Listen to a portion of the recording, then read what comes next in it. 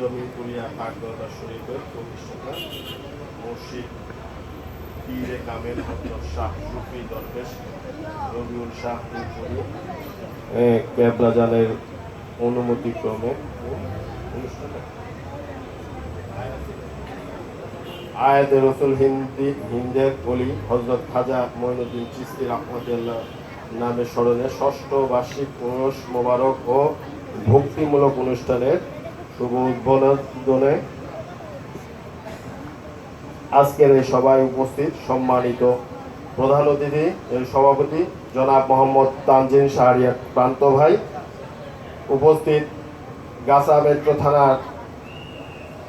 শ্রমিক দলের সংগ্রামী স্নেহ সহসভাপতি মামুনুর রশিদ মামুন ভাই, উপস্থিত ৩২ নম্বর ওয়ার্ড শ্রমিক দলের সিনিয়র সহসভাপতি আবুল ভাই, উপস্থিত ৩৩ নম্বর ওয়ার্ড শ্রমিক দল,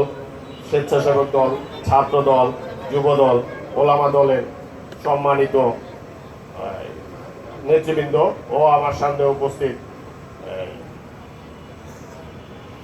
বিএনপি ও বিভিন্ন অঙ্গ সংগঠনের নেতৃবৃন্দ সহ সমাজের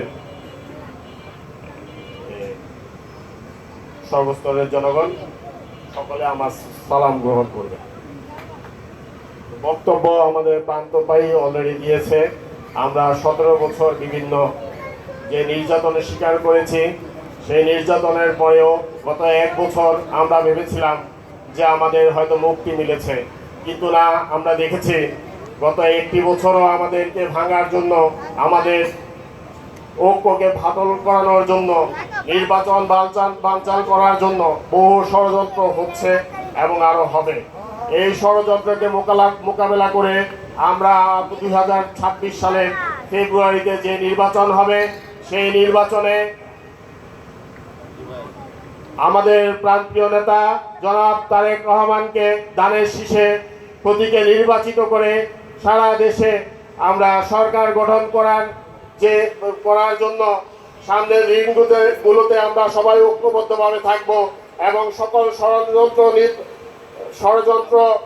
রুখে দিয়ে আগামী 2026 সালের নির্বাচন ইনশাআল্লাহ আমরা আদায় করে দিব, এই আশা ব্যক্ত করে আপনারা আমাদের পাশে থাকবেন। আপনারা আমাদের তারেক রহমানের জন্য ধানের শীষে ভোট চেয়ে, বিএনপির জন্য ধানের শীষে ভোট চেয়ে আমি আমার আজকের এই অনুষ্ঠানের উদ্বোধন ঘোষণা করে আমার সংক্ষিপ্ত বক্তব্য এখানে শেষ করছি। বাংলাদেশ জিন্দাবাদ, বাংলাদেশ জাতীয়তাবাদী দল জিন্দাবাদ, শহীদ জিয়া অমর হোক, দেশনেত্রী বেগম খালেদা জিয়া জিন্দাবাদ, তারুণ্যের অহংকার তারেক রহমান জিন্দাবাদ। আসসালামু আলাইকুম।